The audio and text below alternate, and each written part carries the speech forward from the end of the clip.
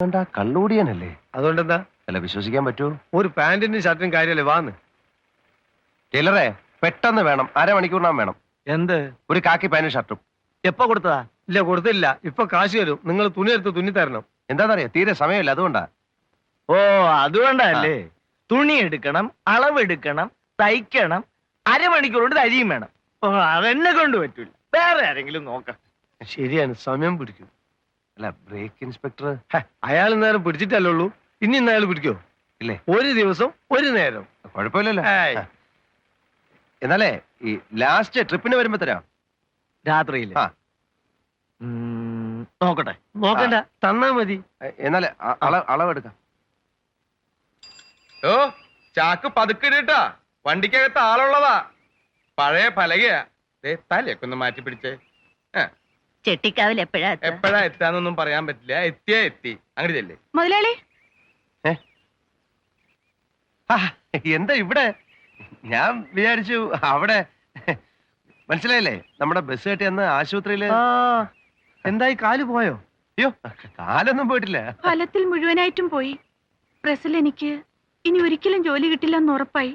നിങ്ങളുടെ അടുത്ത് ചില കാര്യങ്ങൾ തുറന്ന് സംസാരിക്കാനായിട്ട് ഞാൻ ഇങ്ങോട്ട് വന്നതാ. അത് പിന്നെ പിന്നെ പിന്നീട് ഒരിക്കലാകാം. അറിഞ്ഞില്ലേ എന്റെ 50,000 രൂപ കണ്ടക്ടർ കട്ടോണ്ടുപോയ കാര്യം? 50,000 ഉറുപ്പ്യ? അതെ ഹംസേ, 50,000 രൂപ. അതുകൊണ്ട് ഞാൻ തന്നെ ഇപ്പൊ കണ്ടക്ടർ. സത്യം പറഞ്ഞാൽ അതിൽ 25,000 രൂപ കുട്ടിക്ക് തരണമെന്ന് വിചാരിച്ചിരിക്കായിരുന്നു. എന്ത് ചെയ്യാൻ കുട്ടി? കുട്ടിക്ക് അതിനുള്ള യോഗം ഇല്ലല്ലോ. നുണ പറഞ്ഞ് ഒഴിവാക്കണ്ട. എന്റെ അപ്പച്ചിയുടെ മകളുടെ കല്യാണമാണ് അടുത്ത ആഴ്ച.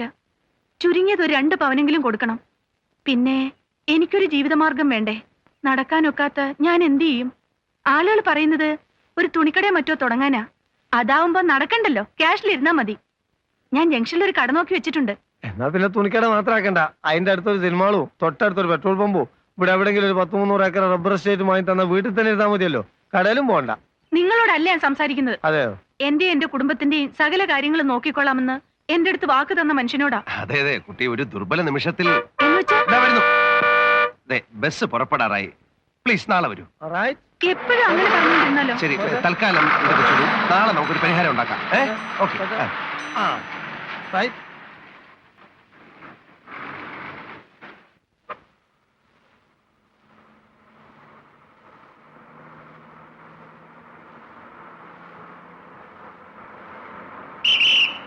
നിർത്തണ്ട, വിട്ടോ വിട്ടോ.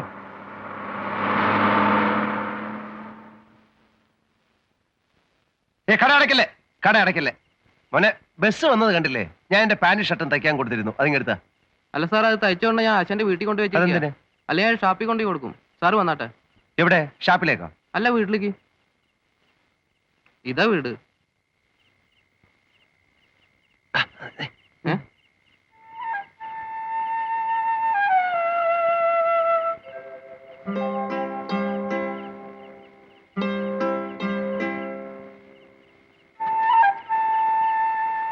അതാരാടാ? ദാമേട്ടന്റെ മോള്. ആ കുട്ടിക്ക് എന്തോ കുഴപ്പമുണ്ടായിരുന്നില്ലേ? എന്ത് കുഴപ്പം? കാലെന്തോ ഒടിഞ്ഞിട്ട്. ഏതോ ബസ് ഇടിച്ച് കുറച്ച് ദിവസം ആശുപത്രിയിലായിരുന്നു. ഇപ്പൊ കുഴപ്പമൊന്നുമില്ല. ഇപ്പൊ നടക്കാനൊക്കെ പറ്റുമോ? ആ, നടക്കാം.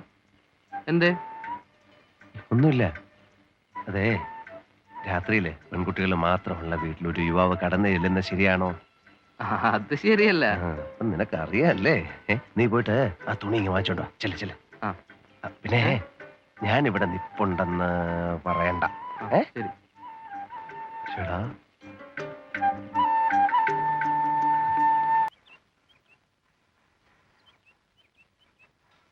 ഒരു മിനിറ്റ് ഒഴിവില്ലായിരുന്നു വലിയേട്ടത്തി. രാത്രി വന്നാ പിന്നെ കാലത്ത് ബസ് എടുക്കാൻ വൈകും. ടയറ് പഞ്ചറായി. ഇവിടെ അടുത്ത് വെച്ചായതുകൊണ്ട് വീട്ടിൽ വന്ന് ഊണ് കഴിച്ചിട്ട് പോകാൻ തോന്നി. കൂട്ടാനൊന്നും ഇല്ലല്ലോ മുരളി. കൂട്ടാനൊന്നും വേണ്ട, മോരും ചോറും ഉണ്ടല്ലോ. പെട്ടെന്ന് വേണം വലിയേട്ടത്തി.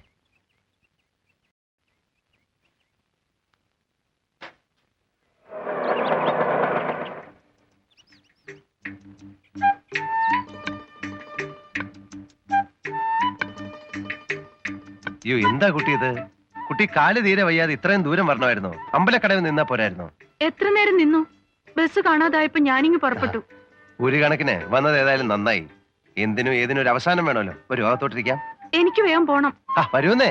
കേസ് ഞാൻ അവസാനിപ്പിച്ചു തരാം. ഇതങ്ങനെ വെച്ച് നീട്ടുന്നത് ശരിയല്ലല്ലോ. എന്ന് വെച്ചാല് തുണിക്കട, ബന്ധുവിന്റെ കല്യാണത്തിന് 2 പവൻ, അങ്ങനെ എന്തെല്ലാം പ്രശ്നങ്ങളാ കുട്ടിക്ക്. വരൂ അകത്തോട്ടിക്ക. ഞാൻ പിടിക്കണോ? വേണ്ട വേണ്ട, ഞാൻ വന്നോളാം. തട്ടി വീഴല്ലേ. ആ ഇരിക്കണം. ഇരിക്കൂ. എനിക്ക് വേഗം പോകേണ്ടതാ. ആയിക്കോട്ടെ.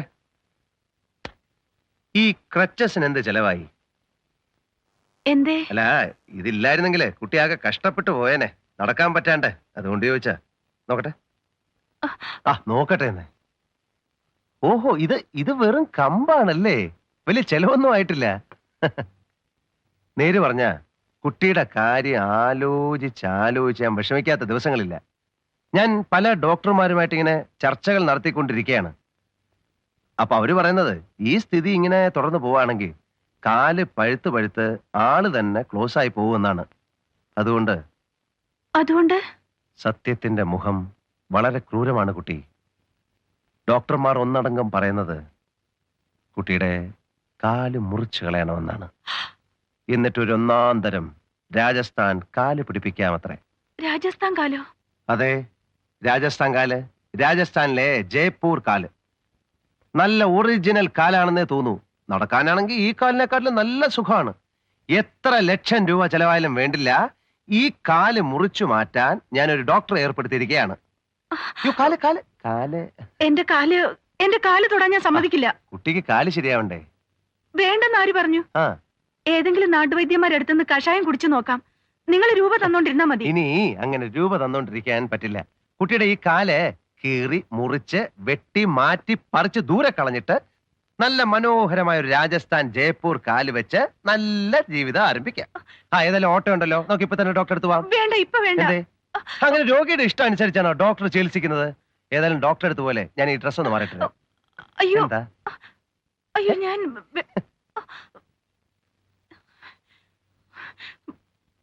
ക്രച്ചസ്.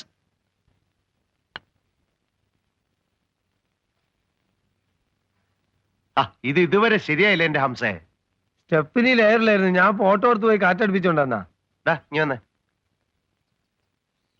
നീ സൈക്കിൾ കൊണ്ട് കൊടുത്തേ. തേർഡ് ഗിയർ വല്ലാതെ സ്ലിപ്പാകുന്നുണ്ടല്ലോ മുതലാളി. ഷർട്ടിന്റെ ഗിയർ ചേഞ്ചിന്റെ ഒച്ച 1 കിലോമീറ്റർ ദൂരെ കേൾക്കും. ഹാൻഡ് ബ്രേക്ക് നോക്കി, ഇറിപ്പില്ല. ഇതൊക്കെ നോക്കാൻ ഞാൻ നിങ്ങളോട് പറഞ്ഞില്ലല്ലോ. ബാക്കിലൊരു സീറ്റ് നാശകൂടാലി ആയിട്ടുണ്ട്. അത് നമുക്ക് മാറ്റാൻ പോരാ. നമുക്കത് മാറ്റണ്ട. പുത്തൻ സീറ്റ് ഒരെണ്ണം എന്റെ കയ്യിലുണ്ട്. സെക്കൻഡ് ഹാൻഡിന്റെ വില തന്നാ മതി. രാത്രി അമ്പലക്കടവിലെത്തിക്കാം. പഠിക്കാരെയും കൊണ്ടുവരാം. ആവശ്യമുണ്ടെങ്കിൽ ഞാൻ അറിയിക്കാം. മതി മതി മതി മതി. അപ്പൊ എന്റെ അഡ്രസ് തരട്ടെ? വേണ്ട, ഞാൻ അന്വേഷിച്ച് കണ്ടുപിടിച്ചോളാം. അത് നമ്മൾ ഒഴിവാക്കാനുള്ള പരിപാടിയാണല്ലോ മുതലാളി. ഒരു സഹകരണം കാണിക്കും. ഇയാൾക്ക് വേറെ ഒരു ജോലിയില്ലേ? ഇവിടെ ട്രിപ്പ് തുടങ്ങി മനുഷ്യൻ ഭ്രാന്ത് പിടിച്ചിരിക്കപ്പെടാ ഓരോ തമാശകള്. തമാശയല്ല, അപ്പൊ പണിയെടുപ്പിച്ചില്ലെങ്കിൽ ട്രിപ്പ് മാത്രമല്ല എന്നേക്കും ഓട്ടം കളിക്കും. എന്റെ സ്വഭാവം നിങ്ങൾക്ക് അറിയില്ല. ആവശ്യമില്ലാത്ത കാര്യമൊന്നും പറയണ്ട. അതെ, പ്രഭാകരൻ സാർ വിളിക്കണു. ഏത് പ്രഭാകരൻ? ഏത് KBTU? പ്രഭാകരൻ സാറ്. അയാൾക്ക് എന്തോ വേണം? എനിക്കൊന്നും അറിയില്ല. എവിടെയാണ്? ദേ നിക്കണു. എന്റെ ഹംസ ഒന്ന് എളുപ്പം തീർക്ക് ഹംസേ. എന്റെ ഹംസ ഒന്ന് വേഗം. ഹലോ ഹലോ ഹലോ, ഒന്ന് മാറിയെന്നേ. അതിന്റെ മോളിൽ കയറി ഡാൻസ് കളിക്കണ്ട. മനുഷ്യൻ ഭ്രാന്ത് പിടിച്ചിരിക്കുമ്പോ.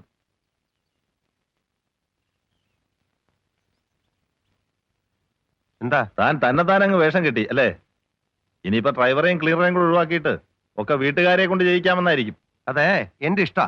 അങ്ങനെ പാടില്ലാന്ന് ഇന്ത്യൻ പീനൽ കോഡിൽ പറഞ്ഞിട്ടൊന്നുമില്ല. എന്റെ ബസ്സിൽ ആര് പണിയെടുക്കണമെന്ന് ഞാൻ തീരുമാനിക്കും. അത്തരം തീരുമാനങ്ങളാണ് കുഴപ്പം, പ്രത്യേകിച്ചും കംപ്ലൈന്റ് കിട്ടിയ സ്ഥിതിക്ക്.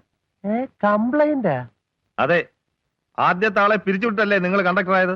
ആദ്യത്തെ ആള് എവിടെ? അവൻ എന്റെ കൈ കിട്ടിയുണ്ടല്ലോ. അയാളുടെ വീട്ടിൽ കയറി അയാളുടെ പ്രായമായ അച്ഛനെ അമ്മയും താൻ ചീത്ത പറഞ്ഞു. ചീത്ത പറഞ്ഞു. അതിനെന്താ പ്രശ്നം? ഒരു തവണ ഞാൻ താക്കി തന്നതാണ്. വത്സനെ ഒഴിവാക്കാൻ വേണ്ടി താൻ മനഃപൂർവ്വം കള്ളക്കഥ പറഞ്ഞുണ്ടാക്കി. കള്ളക്കഥയൊന്നുമല്ല, അവൻ കാരണമാ ഞാൻ ഇന്ന് കടക്കാരനായത്, അറിയോ? ഒരു കാര്യം ഞാൻ പറയാം, ജോലിയിൽ നിന്ന് ഇറക്കി വിട്ടതല്ല, അവൻ കട്ടോണ്ട് ഇറങ്ങി പോയതാ. എന്റെ മുമ്പിൽ വന്ന് എന്റെ മുഖത്ത് നോക്കി പറയട്ടെ കട്ടിട്ടില്ലെന്ന്. ഇതുപോലെ പല മുതലാളിമാരുടെയും പല അഭിനയവും കണ്ടിട്ടുള്ളവനാ ഞാൻ. ശരി, ഇയാൾക്കിപ്പൊ എന്തോ വേണം? പിരിച്ചുവിട്ട അന്ന് മുതലുള്ള ശമ്പളം തിരിച്ചെടുക്കുന്നില്ലെങ്കിൽ കോമ്പൻസേഷൻ. മണ്ണാൻ കട്ട ഞാൻ കൊടുക്കാം. അതിനു മുമ്പ് എനിക്ക് അവനെ ഒന്ന് കാണണം. ഒരു വക്കാലത്തുകാരൻ വന്നിരിക്കുന്നു.